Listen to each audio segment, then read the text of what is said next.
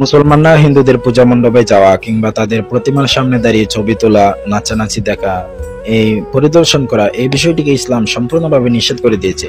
আপনি তাদের সাথে সম্পর্ক রাখলেন মানে তাদের সাদৃশ্য রাখলেন মানে আপনি তাদের দলভুক্ত হয়ে গেলেন। আল্লাহ রাসূল সাল্লাল্লাহু আলাইহি সাল্লাম ইরশাদ করেছেন যে মান তাশাব্বাহা বিকওমিন ফাহুয়া মিনহুম, যে ব্যক্তি কোনো দলের সাথে সাদৃশ্য রাখবে সে তাদের দলভুক্ত হবে। আপনি তাদের সাথে এমনি সামাজিকভাবে সম্পর্ক রাখতে পারেন, রাজনৈতিকভাবে সম্পর্ক রাখতে পারেন, কিন্তু ধর্মীয় কাজে তাদেরকে কোনোভাবেই সহযোগিতা করা যাবে না। এই বিষয়টিকে ইসলাম সম্পূর্ণভাবে নিষেধ করে দিয়েছে। তাদের ধর্মীয় কাজে অংশগ্রহণ করা মানে তাদের ধর্মীয় কার্যক্রমকে সমর্থন করা, এবং আপনি তাদের দলভুক্ত হয়ে যাবেন, তাদের ইবাদতের সাথে আপনি শামিল হয়ে যাবেন। আপনি আল্লাহর ইবাদত না করে আপনি শয়তানের ইবাদত করবেন।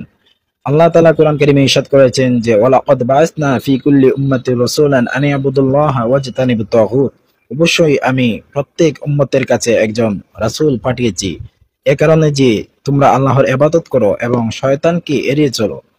অর্থাৎ আল্লাহ তাআলা সম্পূর্ণভাবে এই শয়তান তাগুতদের ধর্মীয় কার্যক্রমকে এবং তাদের সাথে উঠা বসাকে আল্লাহ তাআলা সম্পূর্ণভাবে নিষেধ করে দিয়েছেন। তার মানে বোঝা যায় যে তাদের পূজা মণ্ডপে যাওয়া, অংশগ্রহণ করা, তাদের প্রতিমার সামনে দাঁড়িয়ে ছবি তোলা, এই বিষয়টি ইসলাম কোনোভাবেই সমর্থন করে না। আল্লাহ তাআলা আমাদের সবাইকে বুঝার, মানার ও আমল করার তৌফিক দান করুন। আমিন।